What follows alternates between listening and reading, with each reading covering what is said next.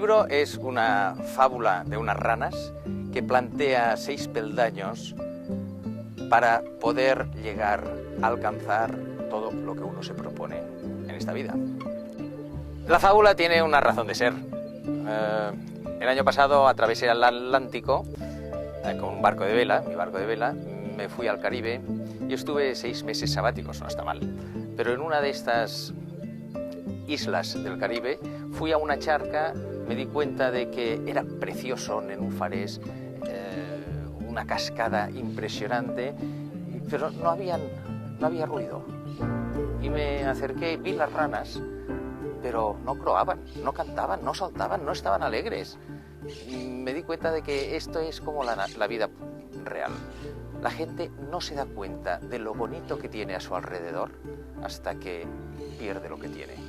¿Por qué no nos damos cuenta de qué bien estamos? Hay 6 porqués, 6 peldaños que nos permite alcanzar todo aquello que uno se propone. Si seguimos estos 6 peldaños, conseguimos lo que queremos. Decidir.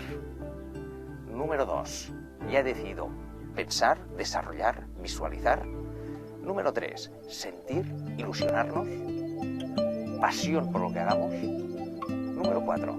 Tener fe, creer en ello. Y adiós los miedos. 5. Pedir. Y 6.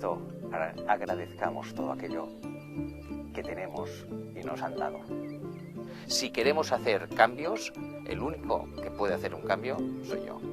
Por lo tanto, cuando más orden tengamos mental, más fácil es conseguir el objetivo que buscamos, lo que nos proponemos.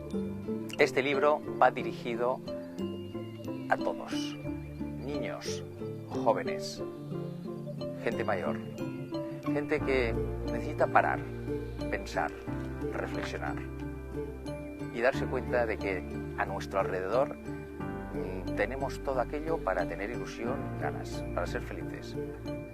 La verdad es que el que quiere conseguir algo, lo puede conseguir, pero debe hacer algo. A través del libro conseguirás aquello que te propones.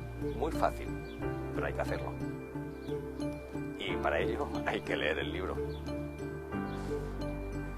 En gustavopiera.com encontrarás dónde mandarme un email, un comentario o cualquier cosa que necesites que yo conteste. Gracias.